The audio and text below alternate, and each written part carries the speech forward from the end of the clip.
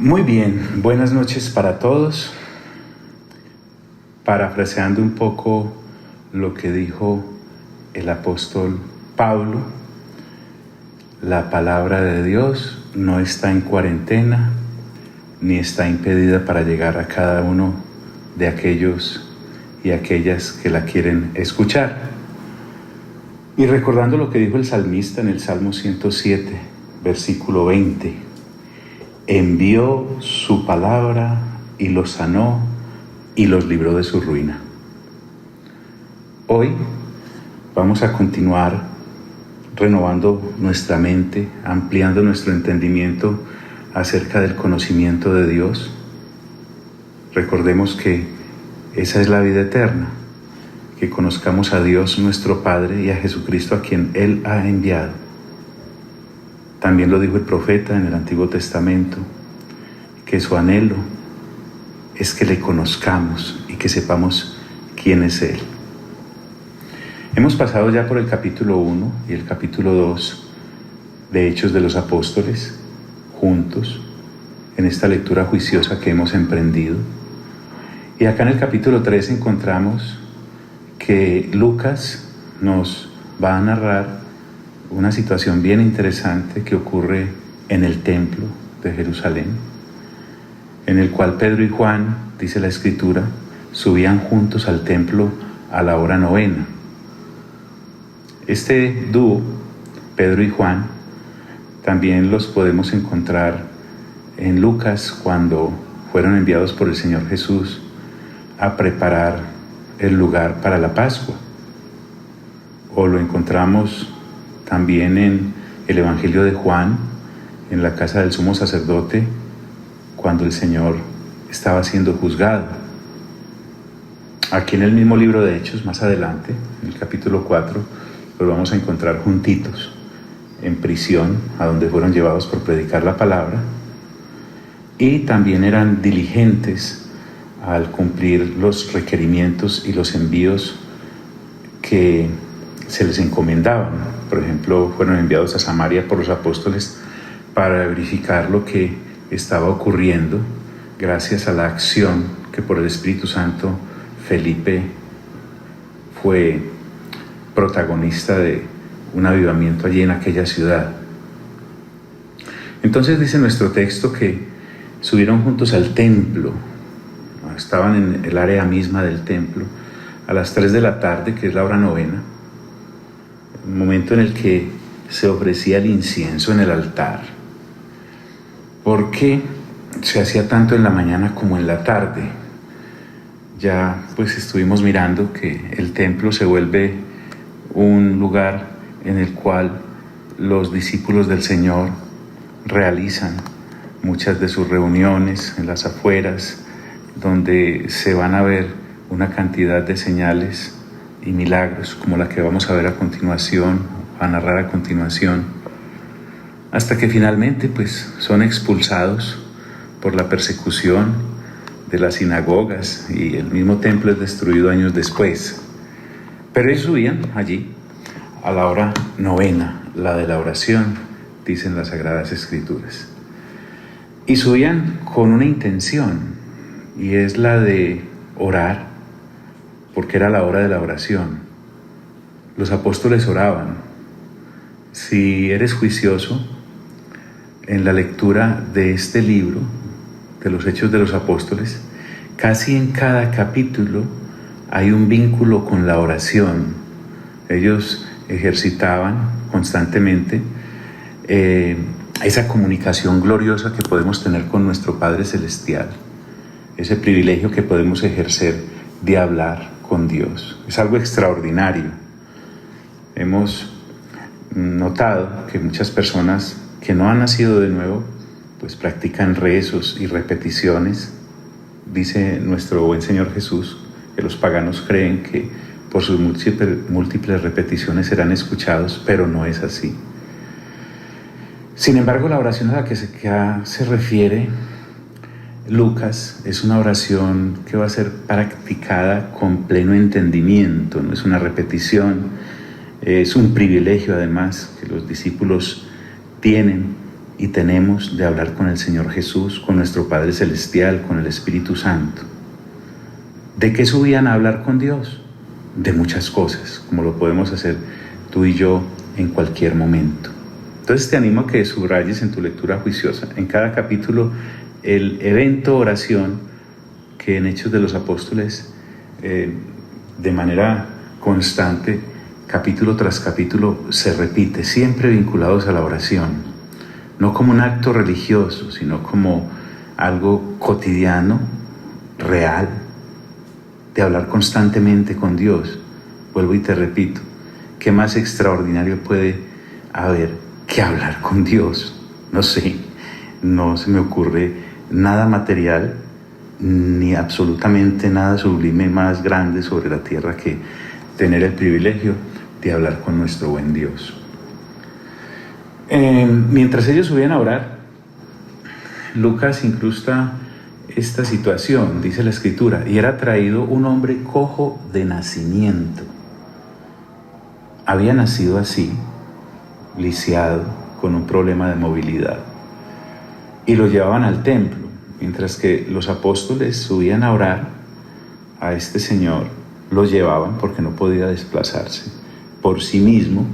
Y uno, pues si aquí terminara el capítulo, podríamos decir: qué hombre tan devoto, qué hombre tan pío, qué hombre tan fiel, va a hablar con Dios. Qué linda su familia que lo lleva para que tenga comunión allí en el templo con los demás israelitas y pueda hablar con ellos. No, pero no es así. Dice que era traído día tras día este hombre, cojo de nacimiento, y lo ponían cada día a la puerta del templo, que se llama La Hermosa. Escuche bien, cada día.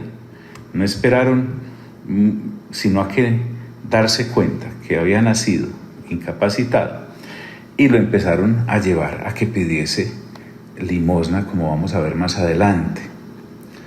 Entonces, aquí, en esta situación, vamos también a reflexionar nosotros. Pensemos, cuando es el tiempo de reunirnos, de ir al templo, porque la iglesia somos nosotros, ya lo sabemos, de ir al edificio donde nos reunimos, ¿cuál es nuestra actitud? Nuestro compromiso, pues, además de ser de adoración, debe ser de oración. Además de ser de comunión con los demás hermanos, pues debe ser de contemplar la hermosura de su santidad, alabarlo, adorarlo, tener el encuentro con la palabra expuesta, predicada, acorde con la revelación de las Sagradas Escrituras que llenan nuestra vida. En fin, a este hombre lo ponían cada día a la puerta del templo, que se llamaba La Hermosa. Así se llamaba esta puerta, para que pidiese limosna de los que entraban en el templo. De profesión, este hombre, desde su niñez, limosnero en el templo, en el templo de Dios. Qué situación tan difícil, desde luego, para él, completamente lisiado, sin poder caminar, no podía tener para su sustento. Así que lo solucionó, muy creativo. También aportaba, me imagino, para quienes lo llevaban. Su familia es posiblemente beneficiada de esta situación, de la limosna que recibía. Dice la Escritura, en el versículo 3, que cuando vio a Pedro y a Juan, que iban a entrar en el templo, recuerden, era lisiado, no ciego, por eso los vio. Cuando vio a Pedro y a Juan, que iban a entrar en el templo, les rogaba que le diesen limosna. Es algo muy común, que tú y yo podemos ver en todas partes en nuestra ciudad, en cada semáforo, en cada esquina. Hay personas haciendo malabares, piruetas, otros en sillas de ruedas, otros llevando su bastón, mostrándonos que son ciegos, impedidos de una u otra manera. La señora con el niño en sus brazos, la parejita con el letrero suplicando para llevar pan para su casa o para poder pagar el alquiler, o porque vienen desplazados por una situación de violencia o de carestía en sus ciudades o en sus países, en fin, por todos lados. Entonces les rogaba este hombre que le diesen limosna, algo común para nosotros, pero no para los apóstoles ahora llenos del Espíritu Santo. En Hechos capítulo 2 se nos ha sido narrado cómo el Espíritu Santo llega sobre aquellos 120 que estaban en el aposento alto. Son llenos de la presencia del Espíritu Santo, comienzan a hablar las maravillas de Dios para todos aquellos que estaban visitando Jerusalén. Entonces Pedro con Juan pararon y fijaron en él sus ojos y le dijeron a este hombre, Pedro le dice, míranos. O sea, fijó en él los ojos y le dijo al limosnero, míranos fijamente. ¿Has notado que cuando una persona tiene como profesión limosnero, pues sí, te extiende a ti su mano para pedir, pero inmediatamente está mirando quién viene detrás de ti por si tú no le das, para no perderse una posible dádiva?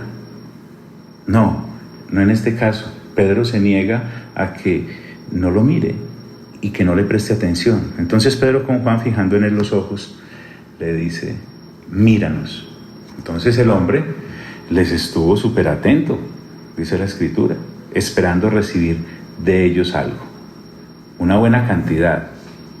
¿Qué pasaría por la mente de este hombre? Uy, pues esta gente me prestó atención, no debe ser cualquier moneda la que me van a dar.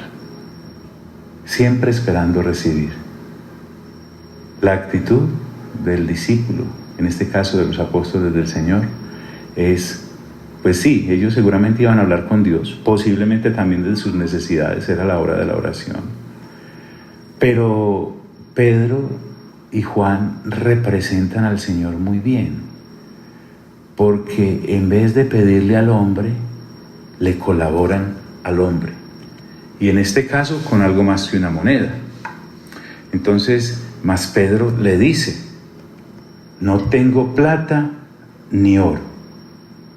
¿Qué tal si tú vas a alguien por necesidad para pedirle ayuda y esta persona en la cual tú fincas tus esperanzas para que te colabore, lo primero que te dice, prestándote atención, muy educado, es, fíjate, Jota, que es que no tengo ni plata ni oro?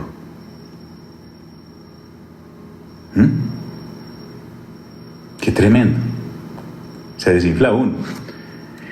Pero, dice Pedro, lo que tengo te doy. Pedro le va a entregar a este hombre algo que nunca le hace falta a los discípulos de Dios. Fe, desde luego. Y además, ser conscientes por la renovación del entendimiento que tenemos acceso a un patrimonio. Pablo ya lo dijo, que hemos sido enriquecidos, o Pablo ora para que seamos enriquecidos conforme a las riquezas en gloria en Cristo Jesús. Es un patrimonio que, además de tener recursos para la manutención, para el día a día, va más allá, y de ese patrimonio Pedro va a tomar una porción de salud y de sanidad para este hombre que, de tanto pedir, de acostumbrarse a pedir, había entonces decidido que lo que él necesitaba era dinero, y vamos a ver que lo que necesitaba era salud. ¿Salud para qué? Para caminar. ¿Salud para qué? Para brincar. ¿Salud para qué? Para correr. ¿Salud para qué? Para alabar a Dios, como lo vamos a ver más adelante. ¿Salud para qué? Para trabajar y poder devengar él mismo la provisión, no solo para él, sino para los de su casa. No estamos hablando en ningún momento mal de este individuo. Por el contrario, me parece un hombre que se sobreponía a su situación y a la vergüenza que es pedir. No crean, detrás de cada mendigo, por próspero que llegue a ser, porque llegan a cosechar grandes cantidades de dinero ahorrando de lo que piden, pues hay una vergüenza. Entonces Pedro le dice, hombre, yo plata y oro no tengo, pero de lo que tengo te doy. Yo tengo acceso a un patrimonio que nunca se agota, de eso sí puedo darte, y es en abundancia. Entonces nos dicen las Sagradas Escrituras que Pedro le dice al sujeto, en el nombre de Jesucristo de Nazaret. ¿Cuál es la llave para accesar al patrimonio inmenso de nuestro Padre Celestial? Jesús de Nazaret. Solo hay un mediador entre Dios y los hombres, para todo, Jesús de Nazaret. No hay nada ni nadie más. Pedro ahora, conocedor del poder, porque ha sido lleno de la persona del Espíritu Santo, el Dios Espíritu Santo está con él. Y ahora, consciente de lo poderoso que es el nombre de Jesucristo de Nazaret, para que no hubiese ninguna confusión. Pedro no estaba charlando, Pedro no estaba dudando, Pedro está afirmando. Yo no encuentro ningún signo de interrogación en este texto. Pedro dice, en el nombre de Jesucristo de Nazaret, levántate y anda. Levántate y anda. No fue una sugerencia, no le pidió un favor. Es una orden. Le ordena no solamente al individuo que lo escucha, debe haber estado atónito, él no estaba preparado para este milagro. Tal vez tú y yo estemos preparados para recibir un milagro, hayamos visto milagros, esperemos milagros, pero este hombre no estaba esperando un milagro, estaba esperando una moneda para levantarse al otro día a la misma situación, al otro día a la misma situación, así como lo había hecho desde muy joven, quizá desde niño. Levántate y anda. Y le ayudó. A veces los milagros necesitan un empujoncito, y tomándole por la mano derecha, lo levantó. Definitivamente, Pedro estaba obrando en fe y además en el poder de Dios. El mismo Pedro, superando su situación, porque ¿qué nos ocurre cuando no tenemos con qué ayudar a alguien? Nos encontramos con nuestro tope, con nuestra propia limitación, o le decimos, ¿recuerdan ese dicho que hay? No, pida para usted y para mí, dándole a entender al otro que estamos peor. No, el Pedro que ahora encontramos en el capítulo 3, lleno de vigor de Dios, en el capítulo 2, es muy diferente al de los evangelios, es muy diferente al que negó, al que cortó la oreja, al que quería ser el primero, es muy diferente, es completamente distinto, ha sido mudado en otro hombre, ha sido lleno del Espíritu Santo, y para siempre. Y tomándole por la mano derecha, le levantó. Pedro entonces definitivamente está obrando en fe y en el poder de Dios. Y al momento, dice la Escritura, se le afirmaron los pies y los tobillos. ¿De qué estaba este hombre adoleciendo? Hombre, sus tobillos no le funcionaban, sus pies no le servían. Este hombre era cojo de nacimiento, lisiado. Entonces, en palabras propias de un médico, de Lucas, que es el que está narrándonos este hecho, el que está llevándonos al conocimiento, es bueno recordar eso. Quien escribe el libro de Hechos de los Apóstoles es Lucas, el evangelista, es médico de profesión.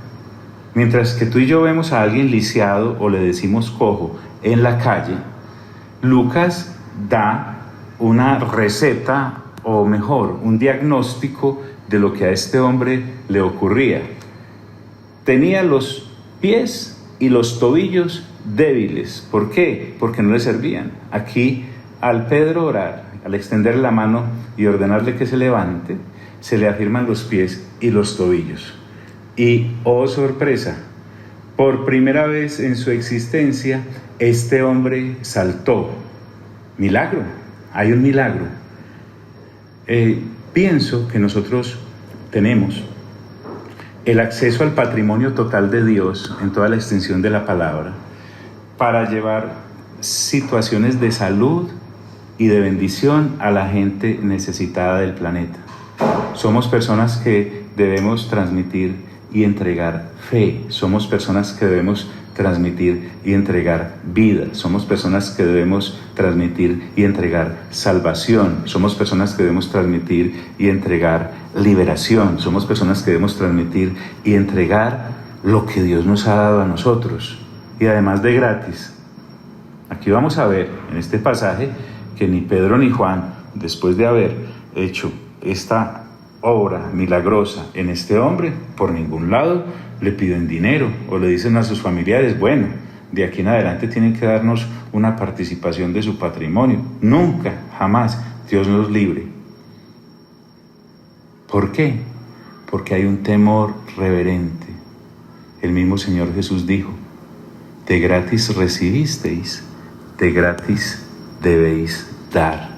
Eso dice la palabra de Dios. Y saltando, aquí tenemos un excojo. Dice que saltando se puso en pie y anduvo. Aquel indefenso e impedido desde su nacimiento responde a la libertad ofrecida en Cristo para su salud. Hay también una actitud de: aquí estoy, obro en el milagro que he recibido.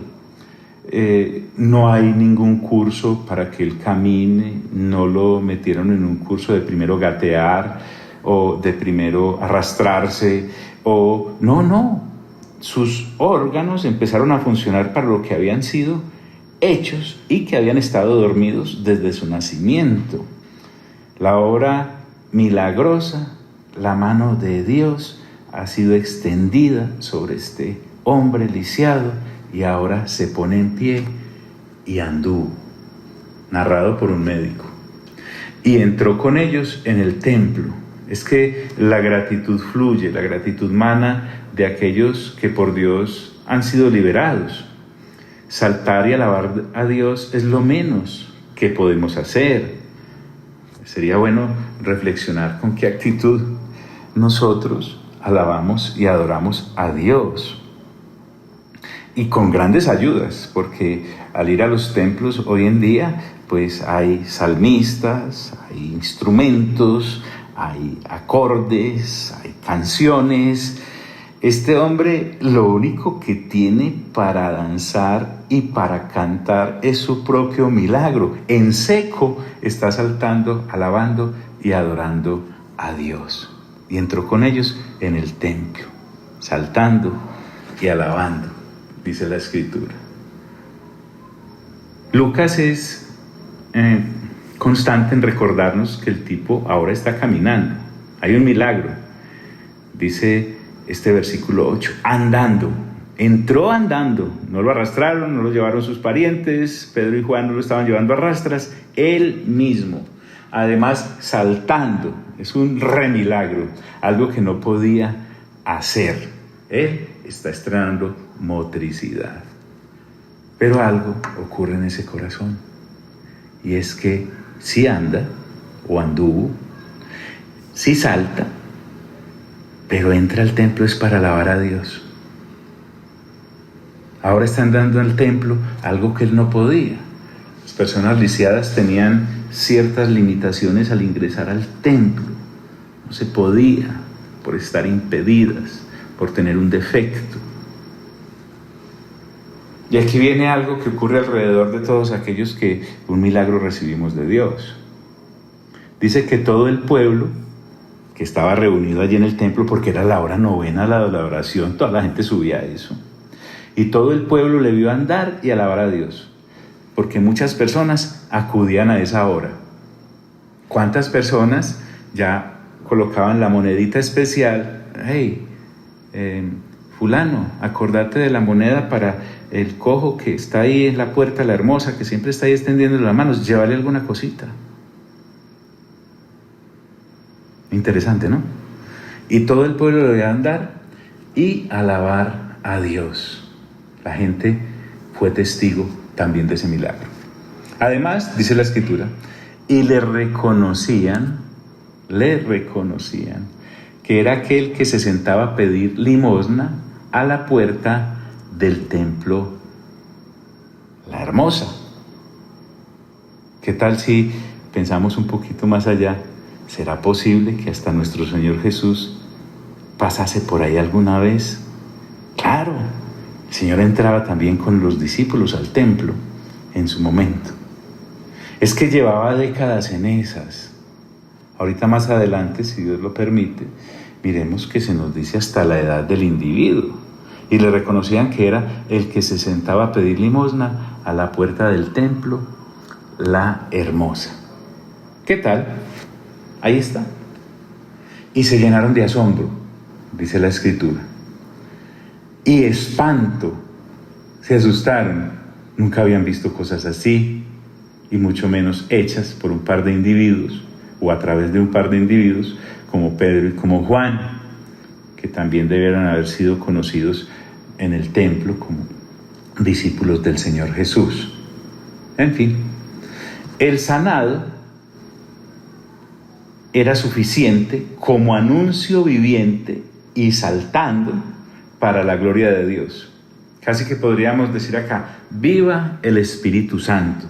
Recuerden que nuestro buen Señor Jesús dijo a los discípulos, no se me muevan de Jerusalén hasta que haya descendido o recibido ustedes la promesa del Padre, y recibiréis poder y me seréis testigos. Se llenaron de asombro y espanto por lo que le había sucedido a aquel cojo que ahora estaba saltando y estaba caminando por el templo, cosa que no podía antes hacer.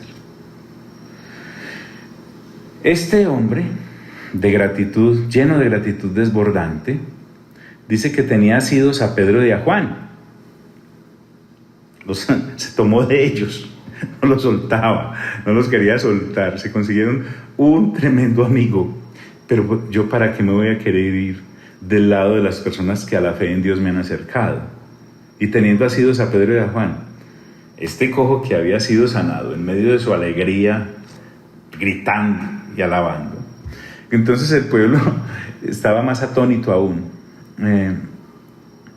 Y se reunieron, porque es un hecho no visto antes, en un pórtico que se llama el pórtico de Salomón. Lucas es muy específico al escribirle esta narración a Teófilo. Recuerden que este libro fue escrito, al igual que el Evangelio, para un hombre llamado Teófilo, para que se afianzara bien en la fe y pudiese estar bien informado de todo aquello en lo que había y en quien había creído.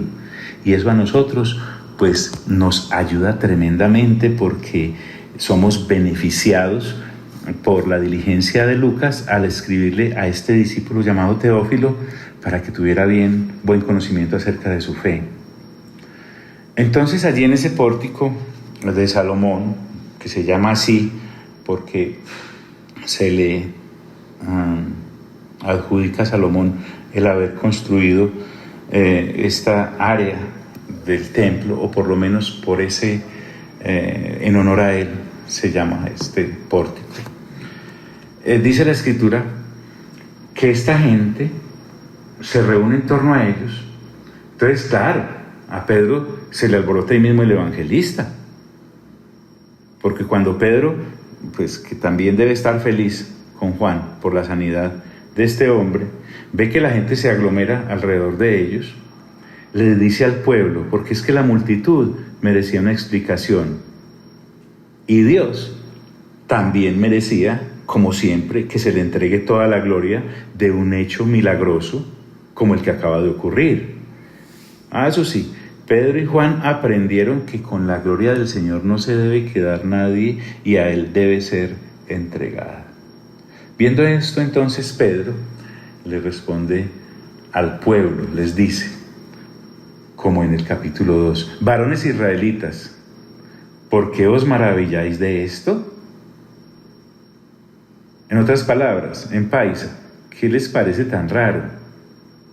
Es decir, cuando Pedro le dice a estos israelitas, ¿por qué os maravilláis de esto?, no es porque no se goce o se regocije y entienda que Dios ha hecho este milagro, no. Lo que ocurre es que aquellos que caminamos con nuestra fe puesta, atenta y activa en Dios, los milagros y las sanidades y los prodigios y las obras milagrosas de parte de Dios son el pan nuestro de cada día. Nosotros podemos correr el peligro de vivir de glorias pasadas. Pedro y Juan, no. Pedro y Juan, pues sí, han visto maravillas estando al lado del Señor Jesús, todas las que quiera. El mismo Juan en su evangelio narra que si se fuesen a escribir todos los hechos que el Señor Jesús realizó, ni los libros cabrían en la faz de la tierra, sobre la faz de la tierra. Vieron muchos. Pero ellos no están viviendo de glorias pasadas. ¿Por qué? Porque bien, como sabemos, el Señor Jesús ascendió y está sentado a la derecha del Padre, desde el capítulo 1, cuando se nos narra, pues el Dios Espíritu Santo está aquí con nosotros. ¿Para qué? Para acompañarnos en este trasegar constante. No estamos solos.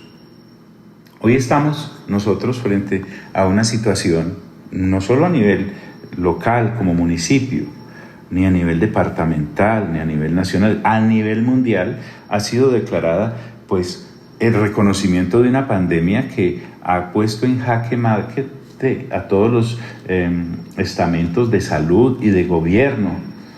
El miedo y la impotencia de la gente se manifiesta en cada calle por donde usted y yo transitamos.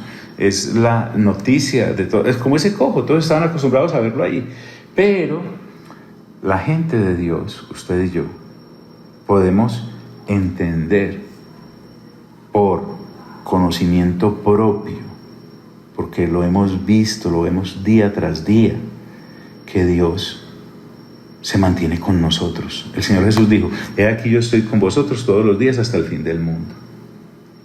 ¿Por qué os maravilláis de esto?, les dice Pedro a los de la multitud. ¿O por qué ponéis los ojos en nosotros? Ahora Pedro va a aclarar que ellos no fueron los que provocaron ese milagro.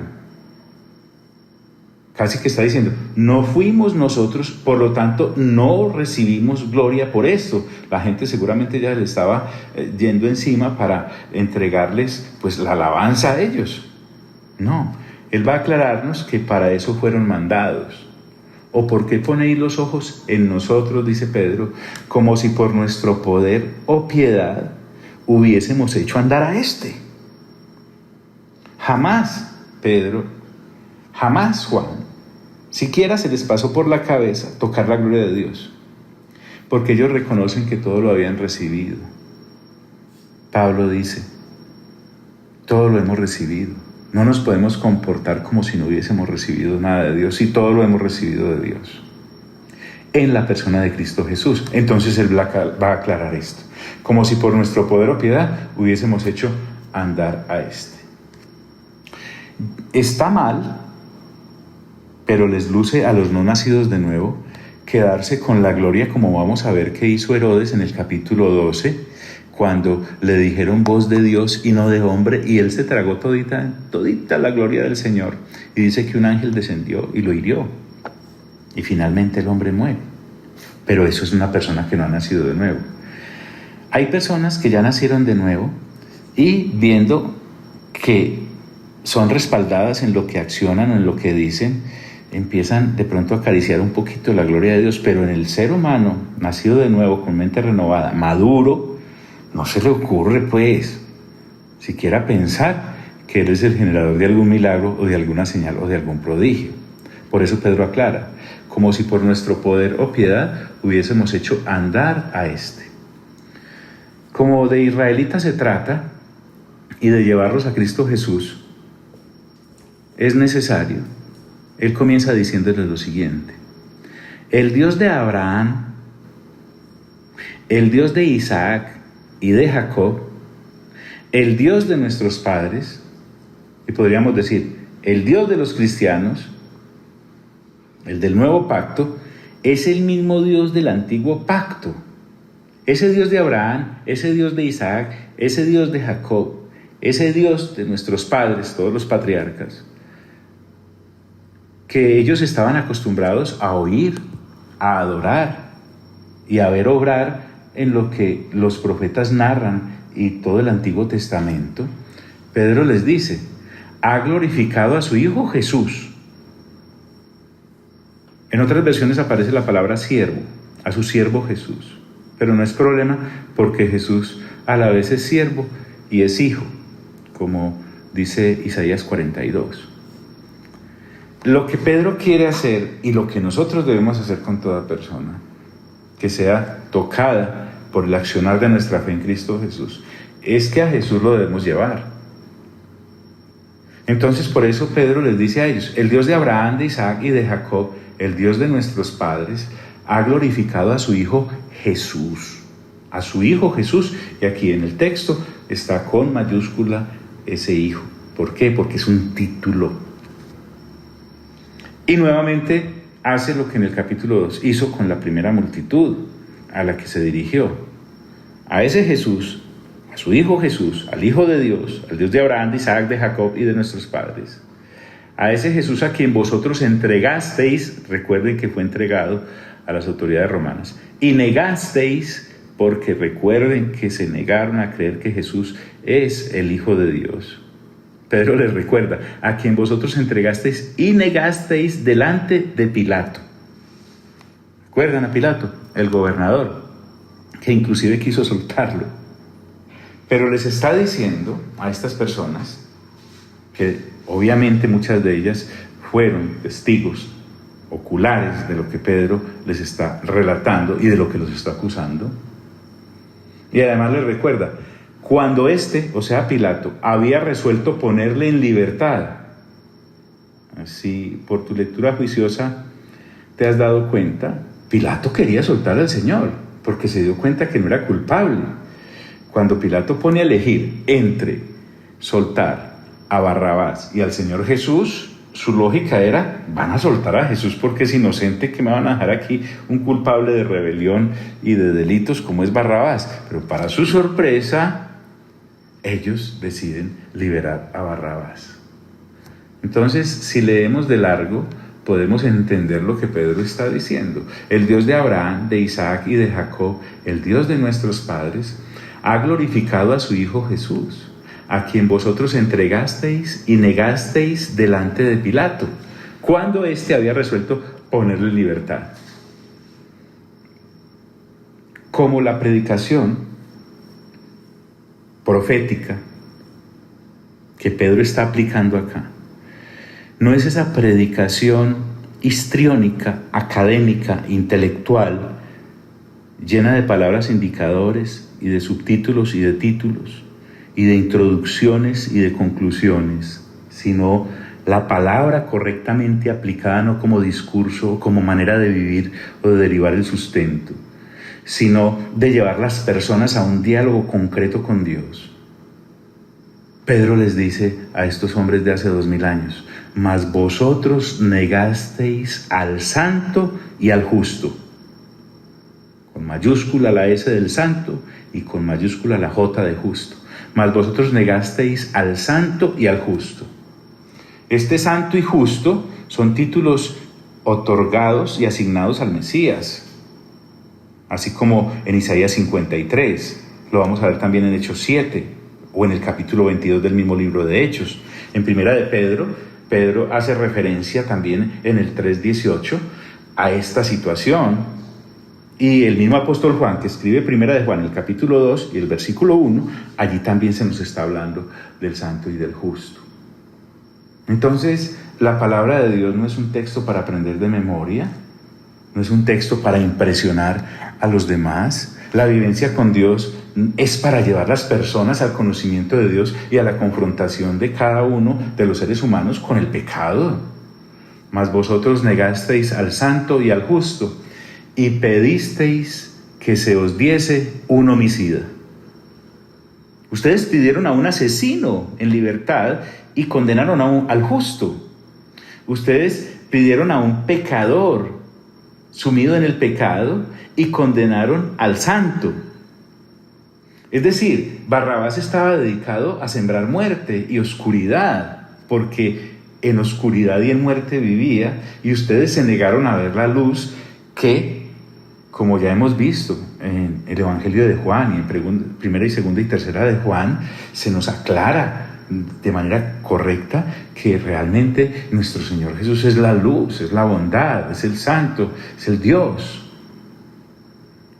Y pedisteis que se os diese un homicida. Y esto que viene a continuación, ¡wow!, es tremendo. Las Sagradas Escrituras no son para entrar en ellas por curiosidad o por llenar un espacio de tiempo o para adquirir un poco de espiritualidad. No, Señor. La palabra de Dios es viva y eficaz y es más cortante que toda espada de doble filo. ¿Recuerdan lo que dice Hebreos capítulo 4? Dice Pedro, y matasteis al autor, con mayúscula la de autor, al autor de la vida. Matasteis, es lo que está diciendo Pedro, la fuente misma de la vida. Y matasteis al autor de la vida. Pero bueno, este es un hecho ya pasado, histórico, pero que tiene vigencia, porque recuerden que Pablo dice, la muerte del Señor anunciamos hasta que Él regrese. ¿Por qué? Porque es que en la muerte es donde encontramos la reconciliación de Dios con los hombres. En la resurrección es que encontramos la reconciliación de Dios con los hombres. En la ascensión es que encontramos la reconciliación de Dios con los hombres. En el retorno de nuestro Señor es que encontramos la reconciliación de Dios con los hombres. Ahora Pedro les explica a aquella audiencia de hace 2000 años que a ese que ellos mataron, Dios, el Padre, dice Pedro, a quien Dios ha resucitado de los muertos. Casi que el asunto es este. En el diálogo de Pedro, a través de la exposición de la experiencia de él como discípulo del Señor con el mismo Señor Jesús, mire, ustedes tenían la opinión y lograron asesinar al Señor Jesús, pero Dios, que es el que tiene el poder, tenía otra opinión, muy diferente a la de ustedes. Por eso es que Dios lo ha resucitado de los muertos. ¿Por qué? Porque ningún ser humano, ningún poder, ninguna potestad puede torcer los caminos rectos de Dios, y un plan estaba desarrollándose. A eso es lo que se está refiriendo y nos va a llevar las Sagradas Escrituras. A quien Dios, dice Pedro, ha resucitado de los muertos, de lo cual nosotros somos testigos. Estuvimos ahí. Tal vez miró a Juan. ¿Sí o no, Juan? Ah, sí, ahí estuvimos y lo vimos todo. Entonces, Pablo, en su carta a los Corintios, capítulo 15, dice que por lo menos 500 personas fueron testigos de ver al Cristo resucitado, al Señor Jesús. Ahora tomemos nuestra máquina del tiempo, que es la fe, y vayamos a ese momento tan tremendo en el que las personas que están escuchando la disertación de Pedro se sienten convictas de pecado ante la acusación de ustedes. Prendieron y entregaron y mataron al autor de la vida. Ante el hecho de la resurrección, porque recordemos que entre los judíos una situación se avalaba por el testimonio de 2 o 3 testigos, y por lo menos aquí hay 2 testigos de la resurrección que son el mismo Pedro y Juan.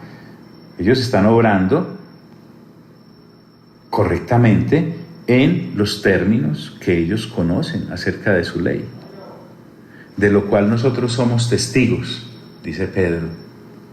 Y por la fe en su nombre, ¿cuál nombre? El nombre de Jesús. Aquí viene. Cuando Pedro y Juan miran fijamente a este lisiado, a este cojo de nacimiento, ¿recuerda que le dijeron? En el nombre de Jesucristo de Nazaret. Por la fe en su nombre, la fe en el nombre de Jesús, que es nombre sobre todo nombre, algo que es tan insondable, pero para al menos lo podemos mencionar. Pedro dice, y por la fe en su nombre, a este, el que ahora está brincando y andando, que no me quiere soltar, a este que vosotros veis y conocéis, es un lisiado conocido por ustedes durante décadas, a este que vosotros veis y conocéis, le ha confirmado su nombre.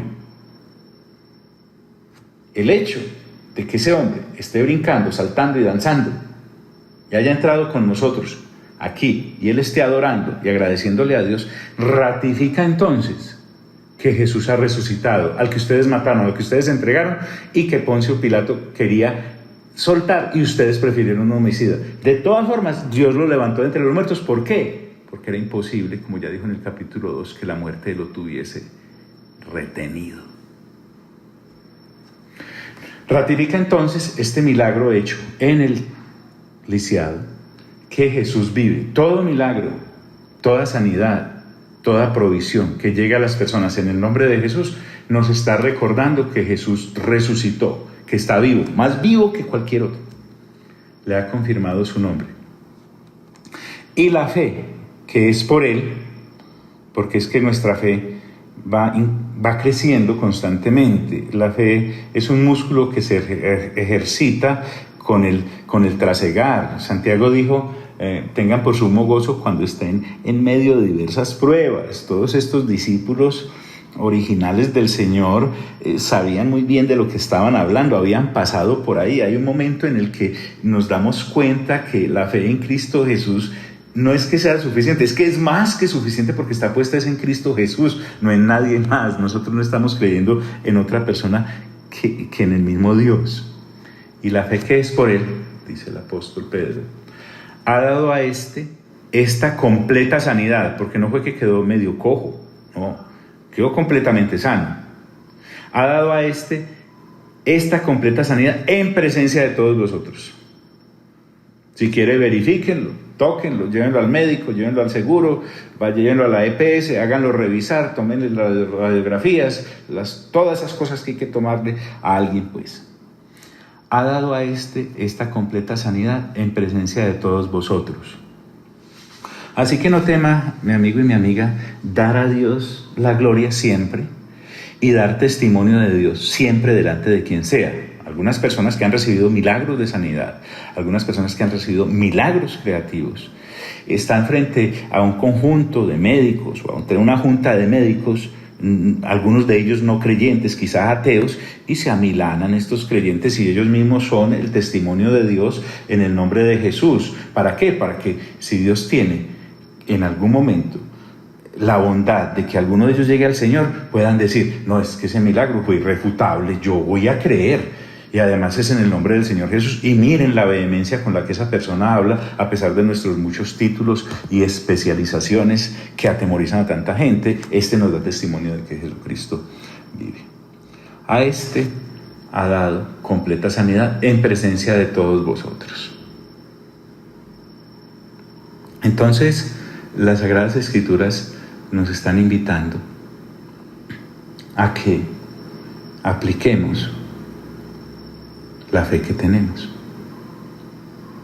Desde luego, no faltará el que diga, pero eso fue Pedro y Juan que estuvieron cerquita del Señor. Amigos, es que no fueron ni Pedro ni Juan. Es que tampoco fue en el nombre de ellos.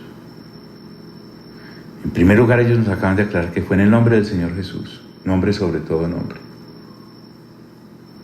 Y también tú y yo sabemos, por la renovación juiciosa del entendimiento, que es debido a la presencia del Espíritu Santo en ellos, que estuvo en ellos y está aquí con nosotros, y estará con todos aquellos que en Jesús crean por la gracia del Espíritu Santo hasta que nuestro buen Señor Jesús retorne.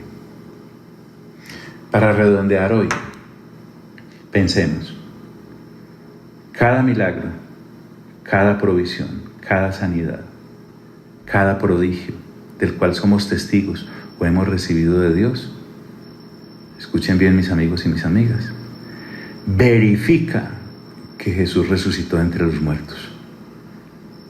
Verifica que hay un Dios todopoderoso que le levantó de entre los muertos. Verifica, como dicen las mismas Sagradas Escrituras, que el Espíritu de Dios de entre los muertos lo levantó.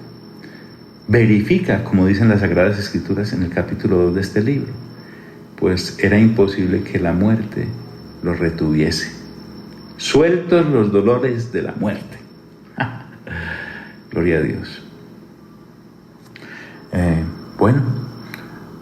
Estamos aprovechando este mecanismo de la tecnología para poder seguir llevando la palabra de Dios a pesar de la cuarentena en que nuestro país completo está. Y tú y yo tenemos el privilegio de no negar esa pandemia que ha sido declarada, pero sí tenemos el privilegio de caminar sobre nuestra fe en Cristo Jesús para llevar la palabra.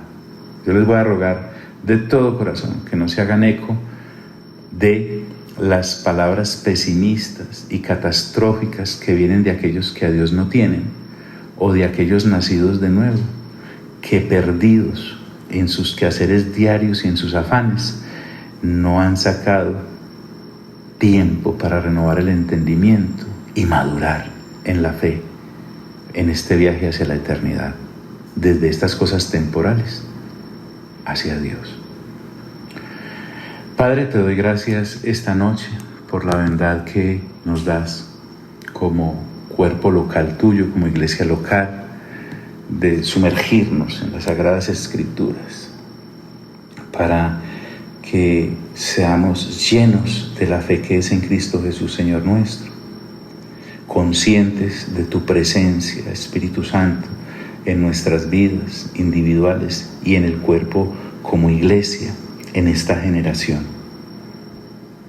Tú eres el Dios de Abraham, el Dios de Isaac, el Dios de Jacob, el Dios de los patriarcas.